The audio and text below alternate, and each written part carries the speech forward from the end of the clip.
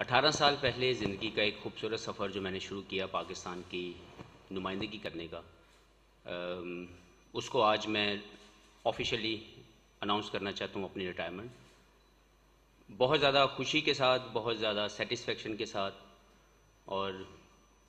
Great pride کے ساتھ، کیونکہ میں نے کوشش کی اپنے 18 سال کے کیریئر میں کہ میں پاکستان کی طرف سے جو بھی کھیلوں، جتنا بھی کھیلوں،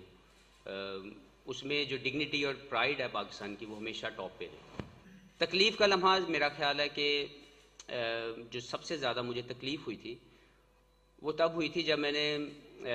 میچ فکسرز کے حوالے سے اپنا ہاتھ کھڑا کیا اور میں نے بولا کہ ایک پرنسپل سٹانس تھا، ہے اور ہمیشہ رہے گا کہ کبھی بھی وہ شخص جو پاکستان کا نام بدنام کر دے، کیونکہ ہم سب کو ایک جیسی اپرچونٹی ملتی ہے، تو اگر آپ کسی نے بھی اس کا نام خراب کیا ہے اور اس کو ڈیمیج کیا ہے، اس کو دوبارہ سے وہ پرائڈ نہ ملے۔ جب میں نے اپنی یہ اسٹیٹمنٹ دی اور میں نے اس کے ساتھ میں نے اپنا رجسٹرڈ کیا اپنا پروٹیسٹ، تو جب اس کے اوپر مجھے جواب ملا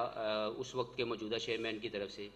کہ اگر آپ نے کھیلنا ہے تو آپ کھیل لیں، وہ لوگ تو کھیلیں گے، so that was something I never forgot. اور میری زندگی کا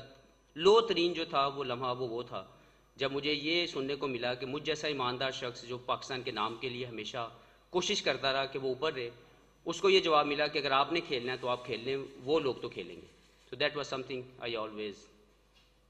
فیل کہ اس نے مجھے ہمیشہ تکلیف پہنچائی۔